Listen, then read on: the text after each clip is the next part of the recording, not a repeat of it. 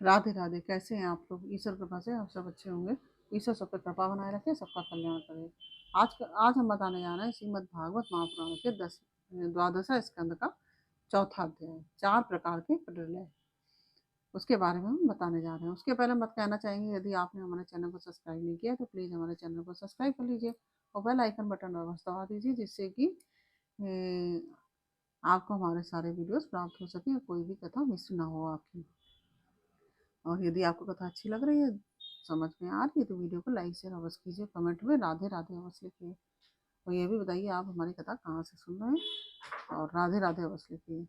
श्रीमन नारायण नारायण हरि हरि, भजमन नारायण नारायण हरि हरि, तेरी लीला सबसे प्यारी प्यारी, हरि हरि तेरी लीला सबसे न्यारी न्यारी, हरि हरि। श्रीमन नारायण नारायण हरि हरि, भजमन नारायण नारायण हरि हरि। राधे राधे। बोलो कृष्ण कन्हैया लाल की जय।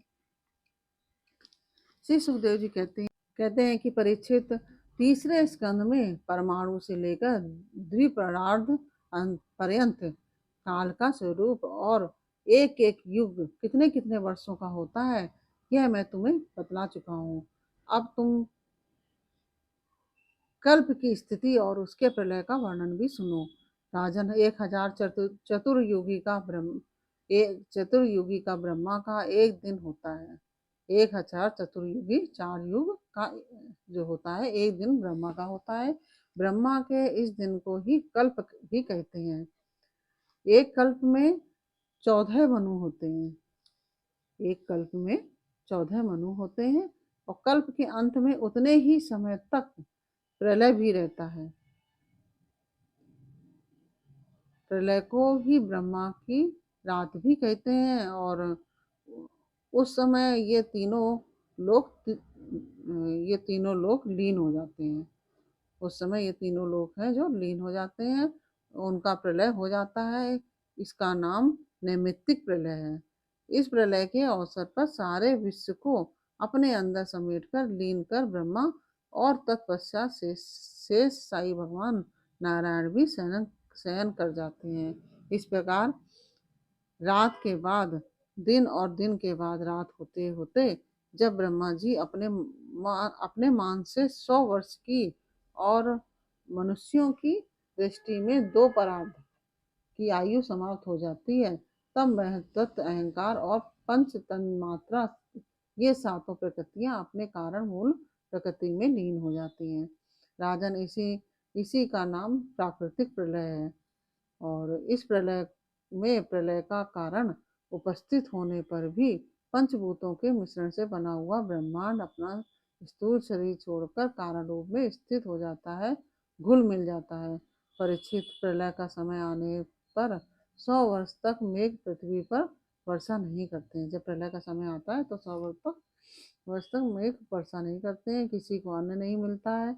उस समय प्रजा भूख प्यास से व्याकुल होकर एक दूसरे को खाने लगती है। इस प्रकार काल के उपद्रव से पीड़ित होकर धीरे धीरे सारी प्रजा क्षीण हो जाती है। प्रलयकालीन सामर्थक सूर्य अपनी प्रचंड किरणों से समुद्र प्राणियों के शरीर और पृथ्वी का सारा रस खींच खींच कर सोख जाते हैं और फिर उन्हें सदा की भांति पृथ्वी पर बरसाते हैं। सदा की भांति पृथ्वी पर बरसाते नहीं। और उस समय संकर्षण भगवान के मुख से प्रलयकालीन समर्थक अग्नि प्रकट होती है और वायु के वेग से वह और भी बढ़ जाती है और तल अतल आदि सातों नीचे के लोकों को भस्म कर देती है। वहां के प्राणी तो पहले ही मर चुके होते हैं। नीचे से आग की करारी लपटें और ऊपर से सूर्य की प्रचंड गर्मी। उस समय ऊपर नीचे चारों ओर यह ब्रह्मांड जलने लगता है और ऐसा जान पड़ता है मानो गोबर का उपला जलकर अंगारे के रूप में दहक रहा हो। इसके बाद प्रलयकालीन अत्यंत प्रचंड सामर्थक वायु सैकड़ों वर्षों तक चलती रहती है। उस समय का आकाश धुएं और धूल से भरा ही रहता है। उस समय का आकाश धूल और धुएं से भरा ही रहता है और उसके बाद असंख्यों रंग-बिरंगे आकाश रंग-बिरंगे बादल आकाश में मंडराने लगते हैं और बड़ी भयंकरता के साथ गरज-गरज कर सैकड़ों वर्षों तक वर्षा करते रहते हैं। उस समय ब्रह्मांड के भीतर का सारा संसार एक समुद्र हो जाता है। जो ब्रह्मांड के भीतर का सारा संसार होता है वह एक समुद्र के समान हो जाता है और सब कुछ जलमग्न हो जाता है।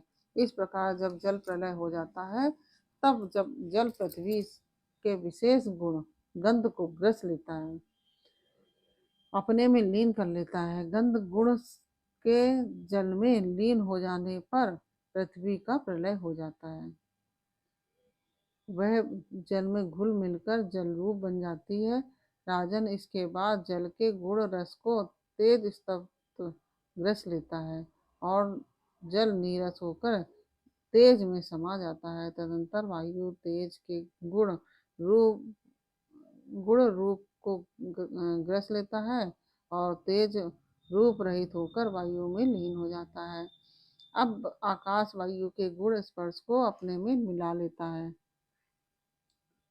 और वायु स्पर्शहीन होकर आकाश में शांत हो जाता है। इसके बाद तामस अहंकार आकाश के गुण शब्द को ग्रस लेता है और आकाश शब्दहीन होकर तामस अहंकार में लीन हो जाता है। इसी प्रकार तेजस अहंकार इंद्रियों को और वैकारिक सात्विक अहंकार इंद्रियाधिष्ठात्र देवता और इंद्रिय वृत्तियों को अपने में लीन कर लेता है। तत्पश्चात महतत्व अहंकार को और सत्व आदि गुण महतत्व को ग्रस लेते हैं। परीक्षित, यह सब काल की महिमा है। उसी की प्रेरणा से अव्यक्त प्रकृति गुणों को ग्रस लेती है और तब केवल प्रकृति ही प्रकृति शेष रह जाती है। वही चराचर जगत का मूल कारण है। वह अव्यक्त, अनादि, अनंत, नित्य और अविनाशी है। जब वह अपने कार्यों को लीन करके प्रलय के समय साम्यावस्था को प्राप्त हो जाती है, तब काल के अवयव वर्ष, मास, दिन, रात, क्षण आदि के कारण उसके परिणाम क्षय, वृद्धि आदि किसी प्रकार के विकार नहीं होते। उस समय प्रकृति में स्थूल अथवा सूक्ष्म रूप से वाणी, मन, सत्वगुण, रजोगुण, तमोगुण, महतत्व आदि विकार, प्राण, बुद्धि, इंद्रिय और उनके देवता आदि कुछ नहीं रहते। सृष्टि के समय रहने वाले लोगों की कल्पना और उनकी स्थिति भी नहीं रहती। उस समय स्वप्न, जागृत और सुषुप्ति ये तीन अवस्थाएं नहीं रहती। आकाश, जल, पृथ्वी, वायु, अग्नि और सूर्य भी नहीं रहते। सब कुछ सोए हुए के समान शून्य सा रहता है। उस अवस्था का तर्क के द्वारा अनुमान करना भी असंभव है।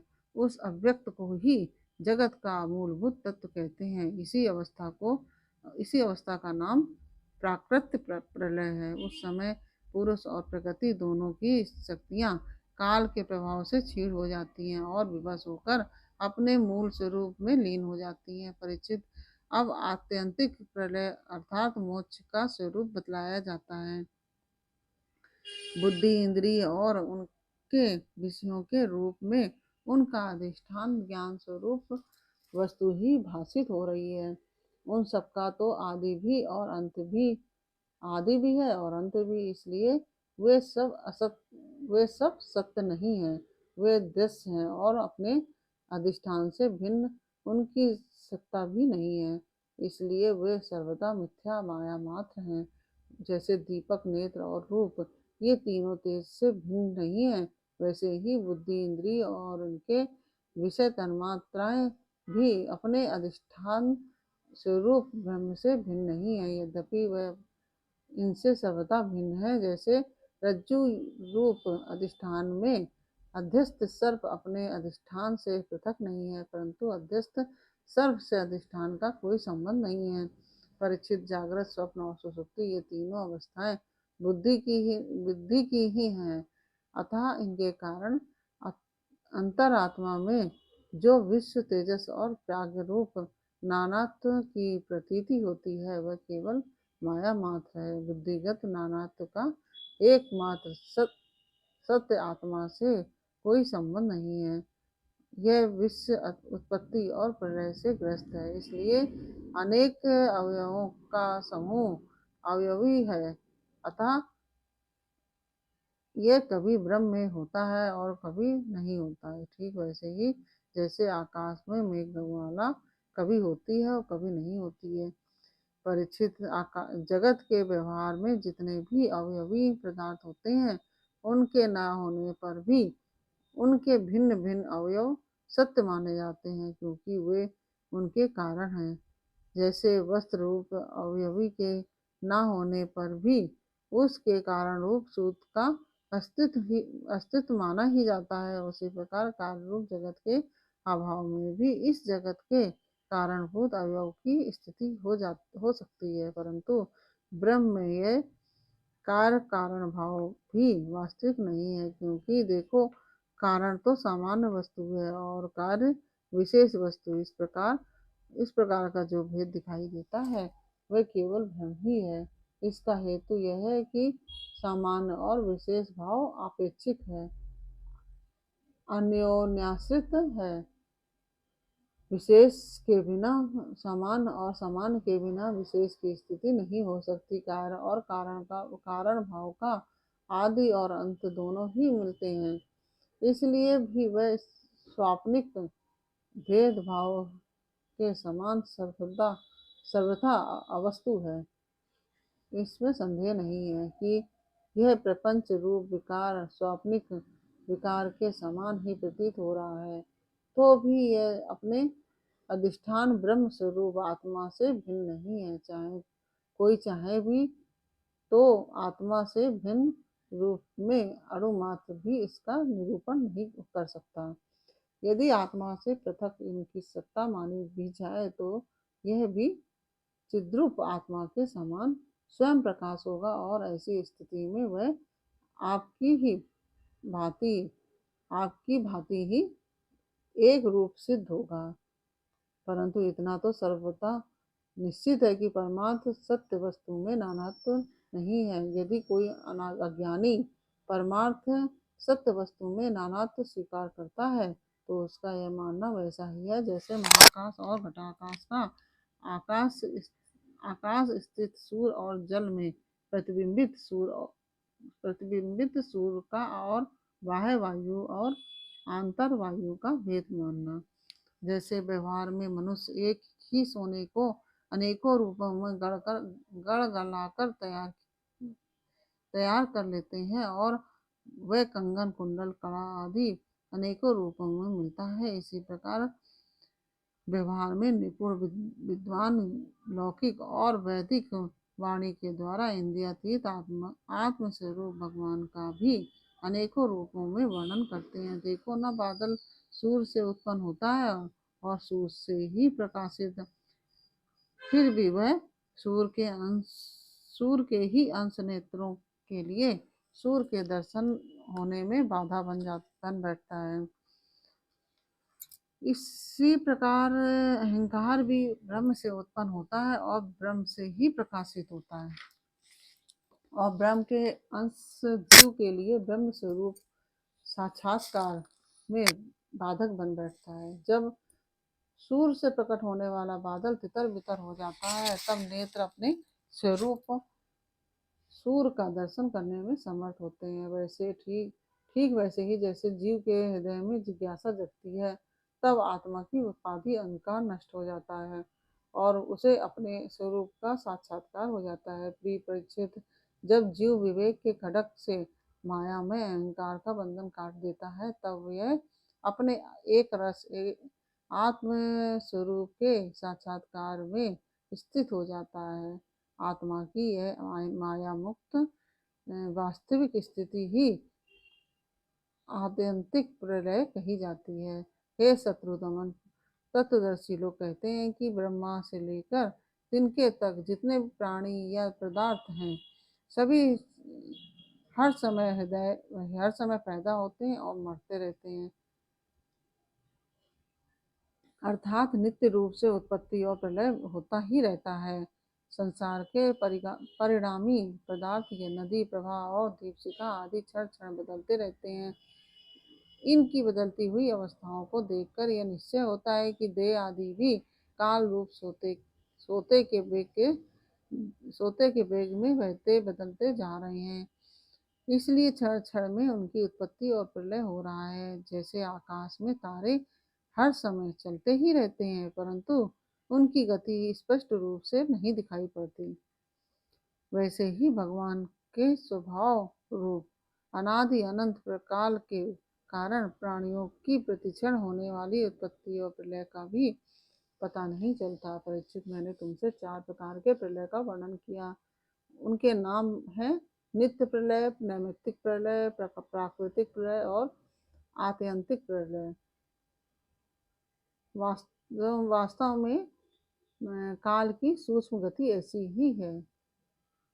हे कुरुश्रेष्ठ,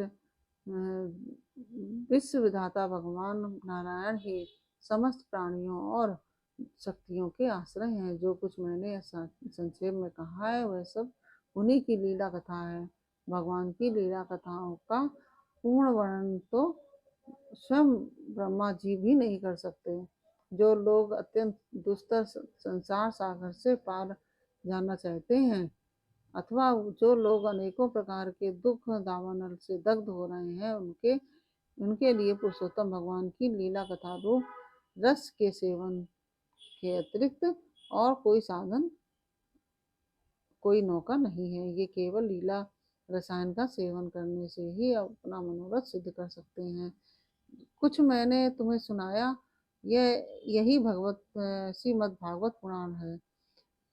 जो कुछ भी मैंने तुम्हें सुनाया यही यही श्रीमद् भागवत पुराण है। इसे सनातन ऋषि नर नारायण ने पहले देवर्षि नारद को सुनाया था। सबसे पहले सनातन ऋषि नर नारायण ने देवर्षि नारद को सुनाया था, और उन्होंने मेरे पिता महर्षि कृष्ण द्वैपायन को महाराज उन्हीं बद्री वन बिहारी भगवान श्री कृष्ण द्वैपायन ने प्रसन्न होकर मुझे इस वेदतुल्य श्रीमद् भागवत संहिता का उपदेश किया है। कुरुश्रेष्ठ, आगे चलकर जब सौनकादि ऋषि नैमिषारण्य तीर्थ में बहुत बड़ा सत्र करेंगे, तब उनके प्रश्न करने पर पौराणिक वक्ता श्री सूत जी उन लोगों को इस संहिता का श्रवण कराएंगे। इस प्रकार से है, हमने आपको ये जो अध्याय सुनाया, ये आपको कैसा लगा ये हमें कमेंट बॉक्स में अवश्य बताइए। अच्छा लगा हो तो वीडियो को लाइक शेयर अवश्य कीजिए, कमेंट में राधे राधे अवश्य लिखिए। फिर मिलते हैं आपसे अगले अध्याय के साथ अगले वीडियो में। तब तक के लिए राधे राधे।